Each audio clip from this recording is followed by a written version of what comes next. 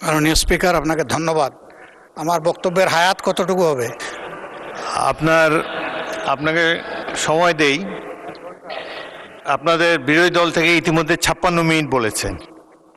তো আমি প্রথমে চেয়েছিলাম যে 1 ঘন্টা করে 2 ঘন্টা হোক, তবে আপনাদেরকে কিছু সময় বেশি দেবো। আমি আগেই যেহেতু বলেছি, খুব ভালো হয় যদি আপনি 10 মিনিটে শেষ করে দেন। হ্যাঁ, বোধহয় কষ্ট হবে আমার। আচ্ছা, আপনাকে কষ্ট দিতে চাই না। Thank you so much. মাননীয় স্পিকার, আমি পুরা সময়টা জুড়ে সমস্ত মাননীয় সংসদ সদস্য যারা বক্তব্য রেখেছেন তাদেরকে সম্মানের সাথে অনুধাবন করার চেষ্টা করেছি। দেশ এবং জাতির জন্য সংবিধান এবং এই সংসদ, আমরা কে ট্রেজারি বেঞ্চে আর কে অপোজিশন বেঞ্চে, এগুলো কোনো পার্মানেন্ট জিনিস না। এই স্বাধীন বাংলাদেশেই কিছু কিছু দল তারা ওখানে বসতেন, আজকে তারা কোথাও নেই। আবার এখানে যারা বসতেন মাঝে মধ্যে ওখানেও বসতেন, আজকে তারা এখানে বসা আছে। এটাই গণতন্ত্রের সৌন্দর্য। আমরা দলের অভিপ্রায় নয়, জনগণের অভিপ্রায়টাকেই আমরা সম্মান দিয়ে এখানে এসেছি এবং এই প্রস্তাবটা উত্থাপন করেছি। অতি গুরুত্বপূর্ণ বক্তব্য রেখেছেন মাননীয় স্বরাষ্ট্রমন্ত্রী। যেহেতু আন্দালির রহমান পার্থ সাহেব এখানে নেই, এই জন্য আমি এই ব্যাপারে কোনো কথা বলবো না। উনি ফায়ার করেছেন, কিন্তু কিছু কিছু ফায়ার ওনার ব্যাক ফায়ার হয়ে গেছে।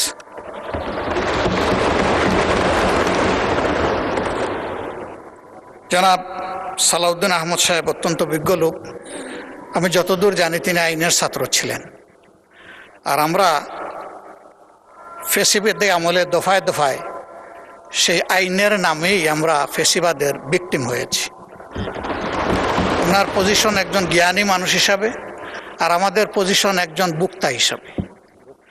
আমরা বুক করেছি, ভিকটিমাইজড হয়েছি আমরা। তো উনি ভাগ্যবান।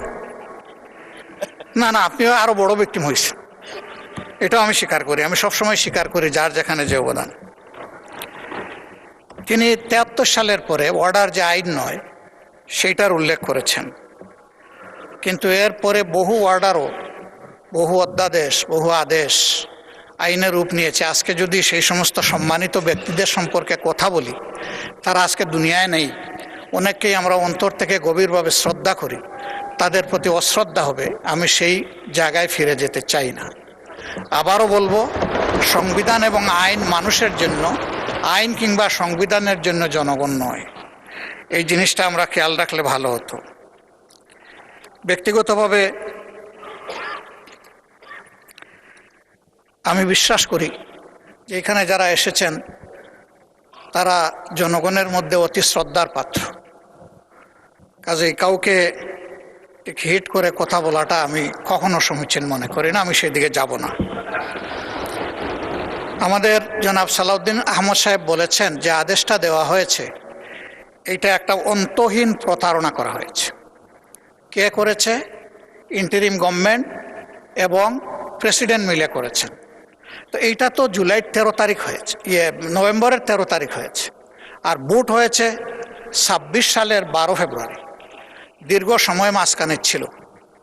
আমরা প্রথমে দাবি করেছিলাম গণভোটটি আগে হোক এবং সংসদ নির্বাচন পরে হোক, কিন্তু বিএনপির দাবির কারণে, একই দিনে হওয়ার কারণে, ওনাদের গণভোট এবং সংসদ নির্বাচনের দাবিটা সরকার গ্রহণ করার কারণে ওনারা ফরমালি সরকারকে অভিনন্দন জানিয়েছে। তাহলে গণভোটটা তো ওনাদেরও দাবি ছিল। গণভোটে কি কি বিষয় অন্তর্ভুক্ত হবে তা কিন্তু আগেই তাদের ওয়েবসাইটে প্রচার করা হয়েছে। নির্বাচন কমিশন এটা করেছে যথেষ্ট সময় দিয়ে। আমরা দেখেছি, সরকারি দলও এটা দেখার কথা। এই সব কিছু দেখে শুনেও যদি আমিও বলি, মাননীয় প্রধানমন্ত্রীও বলেন যে সবাই গণভোটে হা বলুন, তাহলে আমরা দুষ্টা করলাম কোথায়, আর আমাদের মধ্যে ভাগটা হলো কোথায়? আমরা তো এক হয়ে করেছি। আমরা আমাদের জায়গায় আছি, আমরা জায়গা পরিবর্তন করি নাই। আমি ধন্যবাদ জানাই জনাব সালাউদ্দিন আহমদ সাহেবকে। উনি বলেছেন যে উনি দাবিটা প্রথম করেছিলেন, জনগণ কি চায় সেটা আমরা জনগণের কাছে ছেড়ে দিই, যদি বেশিরভাগ জনগণ এটা সমর্থন করে তাহলে আমরা এটা সবাই মানব। বেশিরভাগ জনগণ সমর্থন করেছে, এখন এটা মানার প্রশ্ন। যদি আমরা অসাংবিধানিক বলি, আবারও বলবো অতীতের অনেক গণভোট নিয়ে প্রশ্ন উঠবে, আমি সেদিকে যাব না। অসাংবিধানিক বা সংবিধান বহির্ভূত অনেক কাজই তো হয়ে গেছে, সবাই মিলেই তো করলাম, তো সেই জায়গায় তো আমরা কোনো আপত্তি করলাম না। কেন করলাম না? এটা দেশ এবং জনগণের জন্য প্রয়োজন ছিল। সেই জায়গায় যদি না করি, এই জায়গায় তারা যদি এই সপোর্টটা নিয়ে আজকে এই সংকট তৈরি না করতেন, এখানে এটা আলোচনারই দরকার ছিল না, এই সময় নষ্ট করার দরকার ছিল না। এই মহান পার্লামেন্টের, এই মহান সংসদের এই সময়টা তো আমরা ব্যয় করছি এই কারণে যে ওই কাজটা হয়নি বলে। এই জন্যই আমরা চেয়েছিলাম যে এই অধিবেশন কিভাবে ডাকা যায়, কখন ডাকা যায়, তার উপরে আলোচনা হোক। আলোচনা অনেক হয়েছে, পক্ষে বিপক্ষে, মেরিট ডিমেরিট অনেক এসেছে। আসার শেষ প্রান্তে এসে আমাদের সম্মানিত সদস্য এবং স্বরাষ্ট্রমন্ত্রী বলেছেন যে সংস্কার পরিষদের মেম্বার হিসাবে আমরা যে নির্বাচিত হচ্ছি এর জন্য কোনো ব্যালট ছিল না। আমি বলবো ব্যালট ছিল। গণভোটের ব্যালটটাই সেই ব্যালট, এবং যে আদেশ বলে গেজেট হয়েছে ওখানে পরিষ্কার লেখা ছিল যে এই নির্বাচনে যারা সংসদ সদস্য হিসাবে নির্বাচিত হবেন তারা একই সাথে সংস্কার পরিষদের সদস্য হিসাবেও বিবেচিত। আমি মনে করি যে আজকে তো আমরা একটা ছোট অংশ, বিশাল অংশ জুড়ে ট্রেজারি বেঞ্চ, এবং এখানে অনেক অভিজ্ঞ পার্লামেন্টারিয়ান আছে। আমি ব্যক্তিগতভাবে একেবারেই পার্লামেন্টে একজন শিশু। আজকে এই পার্লামেন্টে আমার বয়স হচ্ছে 4 দিন, 4 দিনের শিশু আমি। তারা তো অভিজ্ঞ, তারা এই বিষয়গুলো আগে নিশ্চয়ই খুঁটে খুঁটে দেখেছেন। আমি নিজে সংস্কার এর জন্য যে ঐকমত্য কমিশন হয়েছিল সেখানে কোনো মেম্বার হিসাবে যোগদানের সৌভাগ্য অর্জন করি নাই, কিন্তু এখানে অনেকে ছিলেন, তাদের হাতেই তো এইগুলো ফর্মুলেট হয়েছে, ফর্মুলেট হয়ে আমাদের সবার কাছে, জনগণের কাছে এসেছে। আজকে তারা নিজেদের তৈরি করা জিনিসের সাথে স্ববিরোধিতা করতে পারেন না। এটা মেনে নেওয়াই ছিল মহত্বের লক্ষণ, এবং আমি মনে করি রাষ্ট্র দায়িত্ব হতো তাদের, ভালো হতো। শেষের দিকে এসে সম্মানিত মাননীয় সংসদ সদস্য এবং স্বরাষ্ট্রমন্ত্রী একটা প্রস্তাব দিয়েছে। আজকে পুরা আলোচনাটা হচ্ছে সংস্কারের উপর, সংস্কার পরিষদের উপর, এর সভা আহ্বানের উপর। তিনি যদি ভালো হতো এরকম করে একটা প্রস্তাব দিতেন যে এই সংস্কার নিয়ে যে আলোচনা হলো তাকে একটা জায়গায় পৌঁছানোর জন্য আসুন আমরা একটা বিশেষ কমিটি করি, তাহলে that could be matter of consideration. আমরা এটাকে ইতিবাচকভাবে দেখতে পারি, কারণ আমরা সংকট তৈরির জন্য তো এখানে আসিনি, দেশের মানুষের সংকট নিরসনের জন্য এখানে এসেছি। আমরা প্রথম দিনই মাননীয় স্পিকারকে অভিনন্দন জানাতে গিয়ে বলেছিলাম যে আমরা একটা গঠনমূলক বিরোধী দল হিসাবে এখানে দায়িত্ব পালন করতে চাই।